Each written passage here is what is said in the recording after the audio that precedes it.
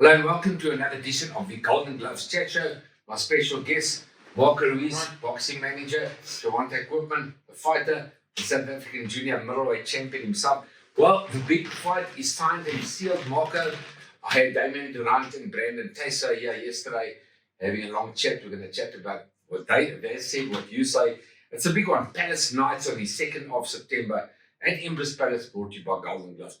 Okay, so we said signed and sealed. Local is lekker. I love a local fight, especially when it's two of the best. You've got number 2 and number 3 in Africa, really, fighting each other, and you defending that South African title. So it's a big one. Brandon Thysse is the son of the late, great, actually, Andre Thysse, who was a 2-time South African champion. So this is going to be a brilliant fight. He wants to be a South African champion. You want to defend that title successfully. It's a big one. Marco, let me talk to you first before we even talk about the big fight. You're one of the busiest managers in the country, running around. What a lot of people don't know behind the scenes, boxing is just a hobby for you. You're a big businessman as well. Tell us about what you do on this, besides boxing, your business. Yeah, so basically, myself and my younger brother own our own business called First Choice Distribution. So we basically distribute non-perishable goods throughout South Africa. And cross-border into Zimbabwe and Mozambique.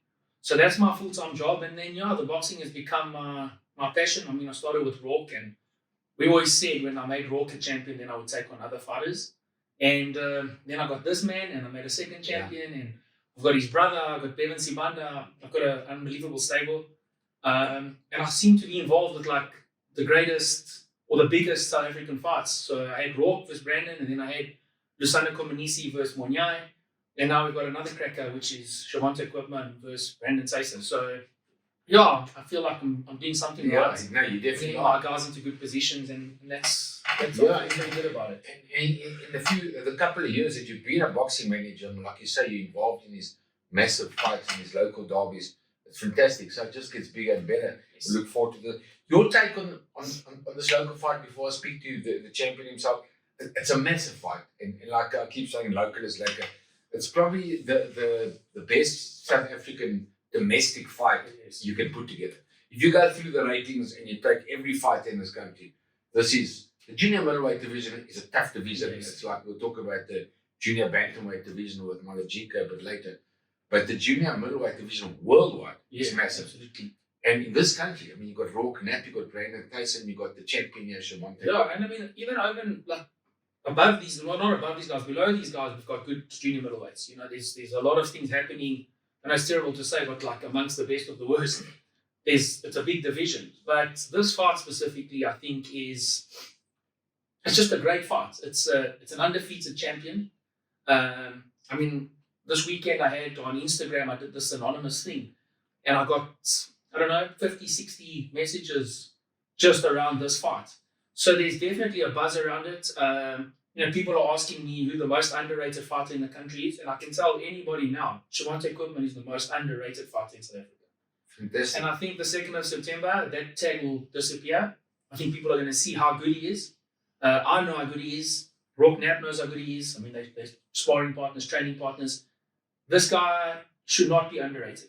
Just because he doesn't talk as much and he's not maybe as out there and as charismatic. Because he's talking in the ring. This guy can fight, I promise you.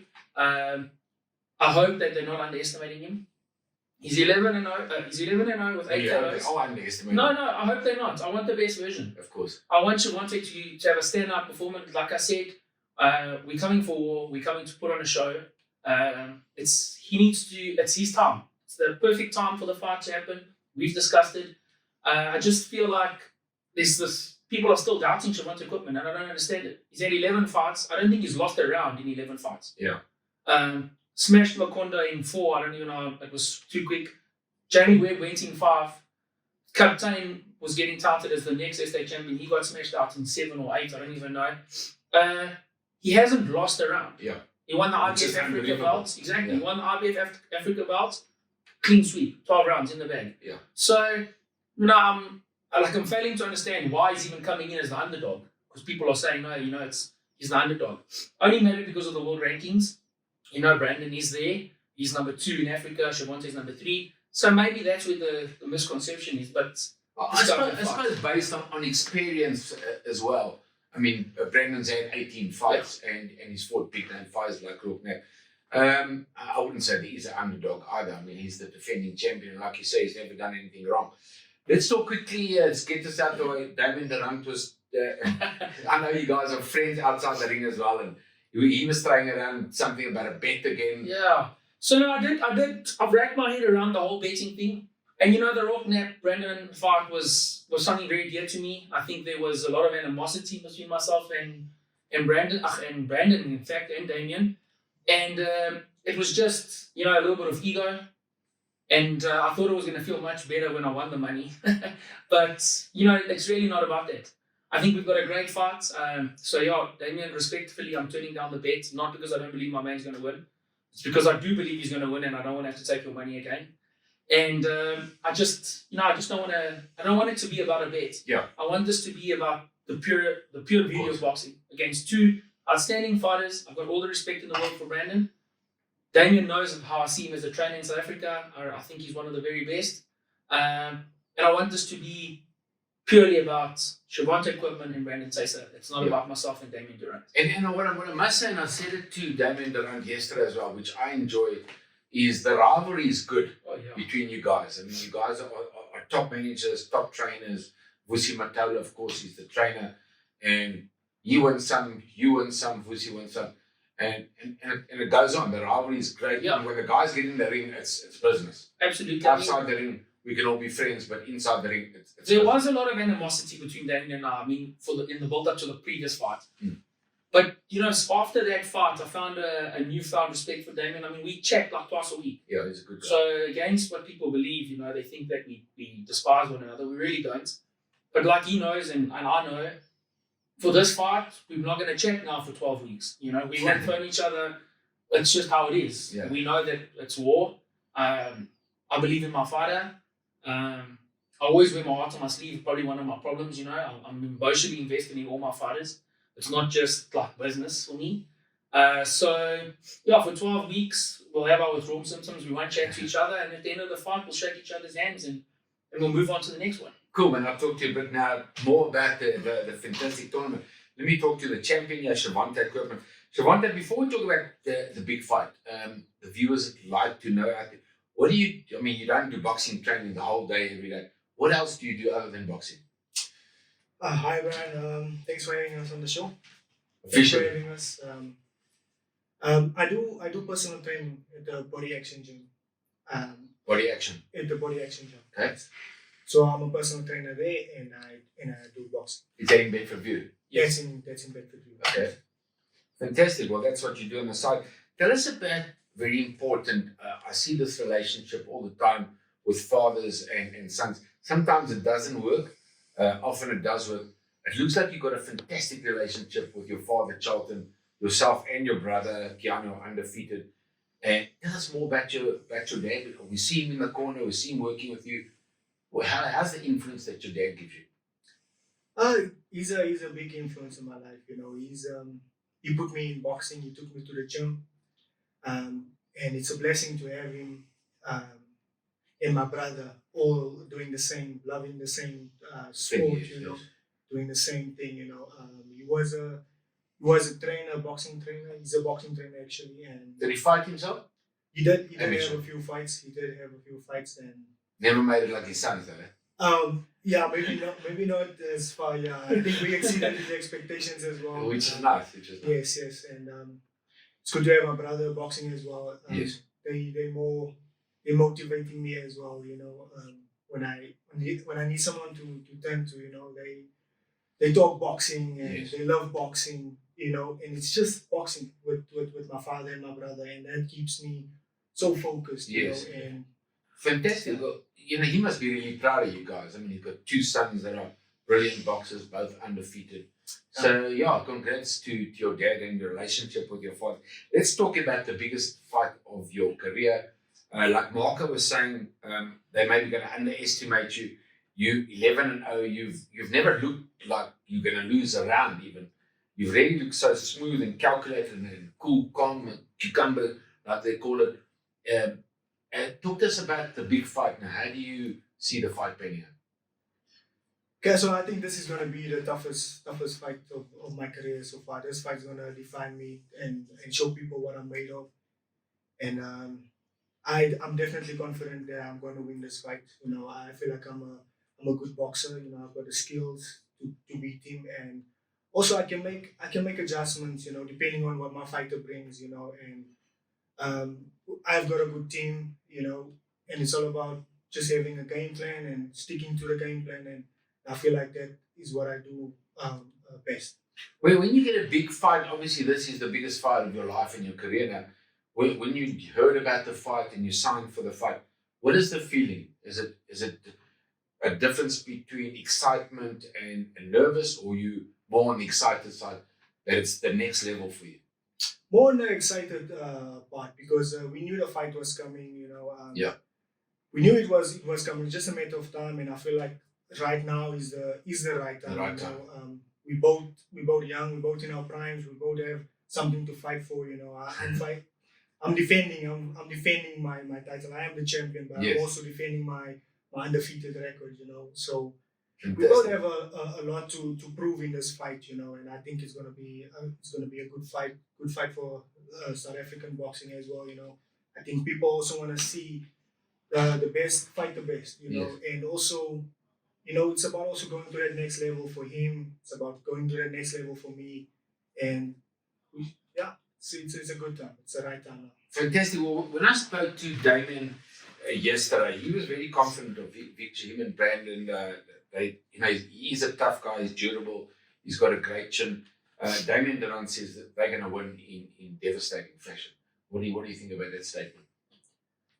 I feel like they confident he's confident in his boxer. You know, I mean, Marco is confident in me as well. You know, I mean, he knows what Brandon can do. So I feel like it's right. You should have that confidence. The problem is when you too overconfident, you start overlooking your opponent, and I think that's the biggest mistake that they might make. Marco thinks. Marco, if you look at the two of them, they're both. Brandon has got a good chin. He's a durable guy. He's a tough guy. He can box as well, but he's more a fighter, come forward fighter. And then you look at this young man who's also got a good chin, and he's also durable and tough, and he's got the boxing skills. So it's almost like you got a Roberto Duran against a Sugar Ray Leonard. Yeah. And who's going to bring it on the most, the fighter or the boxer? I've always believed a good boxer beats a good fighter, which is obviously in Shervantaigh's favour. But then there's the experience that counts as well. Yeah, I mean, I've looked at the fight. I've spoken to Vusi about the fight. I just feel that stylistically, this fight is perfect for Shervantaigh. You know, just going back to the Nap fight, it was a harder fight for Rourke, in my opinion, than it is for Shervantaigh. You know, Rourke needed to let Brandon come onto him to fight a little bit on the inside. Shervantaigh has the skills. I mean, people just don't know it. I don't know why they can't see it, but this kid breaks you down from round one. He's constantly hitting you. He's constantly punishing you. He doesn't make mistakes. I mean, like we said, 12 fights. How many times has Shervantaigh actually been hit? How many times if we've never seen him wobble because he never gets hit. He is defensively very sound. He's tall, he's rangy, he can box on the inside if he needs to go there. He can adapt. I just feel stylistically this fight is perfect for him. I've told him this a year ago already. And I just feel that like Shervantaigh's going to actually break him down. He's going to break him down, and the longer the fight goes, the worse it will be for Brandon. And I know Brandon's tough, maybe to his own detriment sometimes. I just feel it's one of those fights. You know, people say Shervantaigh can't punch. How can he not punch? He's got 8 KOs in 11 fights. 8 KOs in 11 fights. So the guy can punch. So, and even if it's not devastating one-shot power, he's breaking people down. He's destroying their will. He's guys are quitting under this man. So I'm confident. I'm very, very confident, in fact.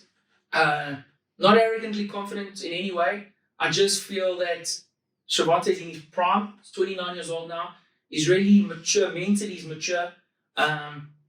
And that's a big aspect to the sport. From an age point of view, they're both 29. Exactly. I was laughing just now. I don't think Shervantaigh knew what I was laughing at. He was saying they're young at 29. I was just thinking I was old at 29. Yeah. But they are young at 29 because, I mean, he's only had 11 So I'm fights. saying, and he hasn't been And punished. Thysse He has hasn't only had taken any 18 shots. fights. So they're both fresh at 29. They can go on for another 10 years if No, they- it's a brilliant fight, and I'm not Good like fight. trying to punt the fight. I mean, the bill's gonna sell itself. Yes. It's a brilliant bill from top to bottom. Even the 4-round fights are top pros. So Talk to us about the ball. While So we're I on the think subject, I think I've got. So we're gonna start from the top. Well, let's talk back Rognap fighting. So Rognap's got a guy called Zisk. Zisk, yeah, Zisk. from Poland. We've had a look at him. I keep asking Rodney for an easy opponent for Rock, just never seems to materialize. I said, But you don't really want No, I wanted someone lighter this time, but it didn't materialize once again. I mean, Rock's been in 4 really strong fights. He's fought a guy ranked above him every single time. We went from Brandon who was ranked ahead of Rock. Then we fought the Mexican guy who was number 16 in the WBC. When we fought the French guy who was number 15, I think he was 16 in the world. So Rock's made that steady progression. Zisk is outside of those rankings. He's not as highly ranked. But Rock now number 12 in the WBC. Yeah, Rock's number 12 in the world, 12 in the WBC. And Zisk is just a tough guy. He's 18 and 1. His only loss was from the IBO world title against Sam Hickington. So it's a credible loss and went the distance. I just also believe that we're going to see Rock lifted up another 10%. I've said he's been cruising at 60%. I think he's going to go to 70%. And I believe he'll be the first man to stop Zisk. I think he wants to put on a show because we've got something like that. And he's good for boxing, for South African boxing. Rognap. I mean, he looks the part. You know, he's got that amazing charisma. His sparring partner, I'm sure, will agree that he places his punches beautifully. You know, he moves almost like a Canelo Alvarez in the ring. He's smooth, he's charismatic, and he places those punches to perfection. So we look forward to that, Rognap against Presno Zisk. And then, of course, the other young man, Ricardo Malajika, that you're part of management as well. He'll be 25 in August, and just after his birthday, he fights for an IBO Junior Bantamweight world title. I think he's come of age as a fighter. He's just looking so superb. Last time out was the big test, actually. Everybody in South Africa was just like a bit tight-lipped about it. They said, can he beat the guy in the top 10 in the WBC? Rodney Berman, Golden Gloves, brought out number 9 to test him, and he smashed number 9. So he's proved the test. Now he's fighting against Kevin Munoz, who's a good fighter from Argentina. Talk to us about Ricardo Malajika. Yeah, so with Ricardo, I've said this to you. I said it took him a bit of time to adapt to Vussi's style. Ricardo came, I love amateur boxing, but sometimes when you're in it for a bit too long, I think you come with a lot of amateur mistakes. And it took Vussi a bit of time to just remove those mistakes. Just get rid of the amateur style. And Ricardo's developed such a trust, and this is where I think the real change has been, is he's got such faith and such trust in Vussi, myself, you, that whenever there's a little bit of a doubt, he knows that he can lean on us. It doesn't matter if it's in the ring or if it's training. We're approachable. He comes and chats about his fears, and I feel like that has really been what's changed Ricardo. It's made him a better fighter. He just believes in the corner. I've seen it in the corner when I talk to him. He's alert. He understands. He hears everything we're saying. In the past, he used to get a little bit distracted. A little bit all over the show, off balance. And now he's summed it up perfectly. That's exactly it. I just feel it's become a man. He's become a man. He's got to that level where you want to be as a fighter. And I feel he's going to stop this guy.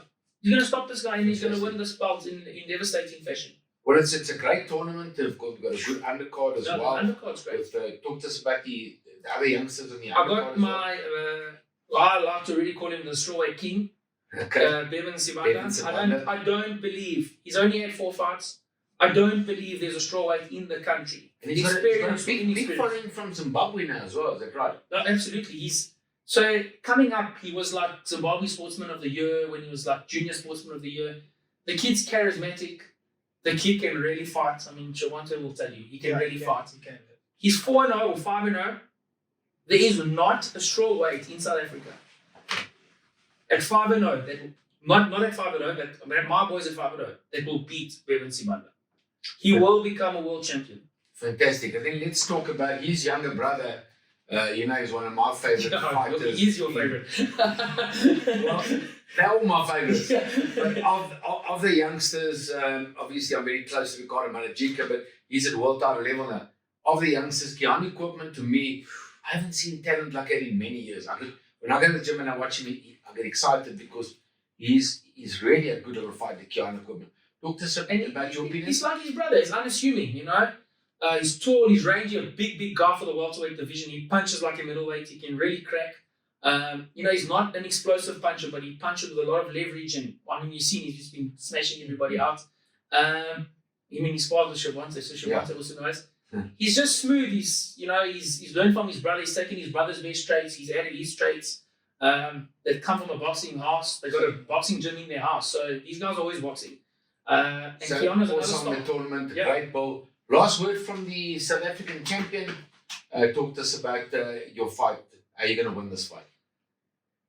I think it's gonna.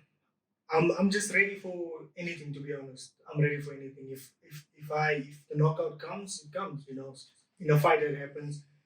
But even if it has to go the distance, you know, I'm just preparing all around. Like you said, you can adapt. Exactly, I can adapt, and I'm just preparing all around. Okay, so that's a big fight on the 2nd of September, brought to you by Golden Gloves at Empress Palace. World Sports Betting will be our sponsors, and Super Sport will be beaming it live. From me, Brian Mitchell, thank you for watching.